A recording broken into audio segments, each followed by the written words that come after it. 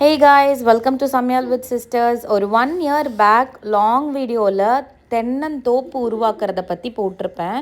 அந்த வீடியோ பார்க்காதவங்களுக்கு நான் டிஸ்கிரிப்ஷனில் தரேன் பாருங்கள்.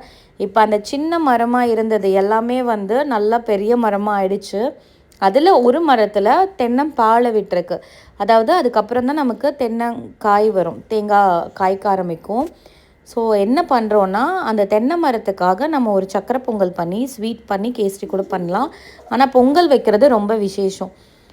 சக்கரை பொங்கல் வச்சுட்டு வெத்தலை பாக்க வச்சு அந்த மரத்துக்கு நலுங்கு வச்சு சாமி கும்பிட போகிறோம். அதாவது எங்களுக்கு இதுக்கப்புறமா நல்ல தென்னங்காயாக வந்து காய்க்கணும், நல்லா செழித்து வளரணும் எல்லா செடியுன்றதுக்காக தான் இது நம்ம பண்ணுறோம்.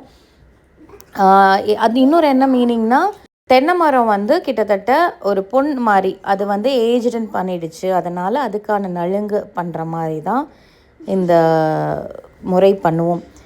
ஸோ அதனால் இங்கேருந்தே எல்லாம் வாங்கிட்டு போயிட்டோம். பார்த்திங்கனாலே உங்களுக்கு இந்த பாலையில் வந்து சின்ன சின்ன தேங்காய் இருக்குது பாருங்கள், அதுதான் நமக்கு பெரிய தேங்காயாக வரும்.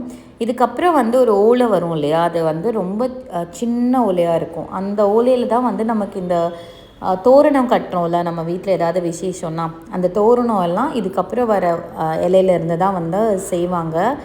இதெல்லாம் வந்து நானுமே இப்போ தான் புதுசாக கற்றுக்கிறேன். ஏன்னா பழைய தோப்பெல்லாம் வந்து அப்பாவே போய் பூஜை போட்டுடுவாங்களோ இல்லை அங்கே இருக்கிற இது வேலை பண்ணுறவங்களே கூட பண்ணிடுவாங்கன்னு நினைக்கிறேன். இதுதான் ஃபர்ஸ்ட் டைம் நாங்கள் எல்லாம் போய் இந்த மாதிரி ஒரு தென்னை மரம் பாலை விட்டால் இதுதான் வந்து செய்யணும், இதுதான் வந்து முறை அப்படின்றது எங்களுக்கே இப்போ தான் தெரியும். ஸோ அதை வந்து நம்ம ஒரு பதிவு பண்ணிடலாம் அப்படின்றதுக்காக தான் இந்த வீடியோ எடுத்தேன்.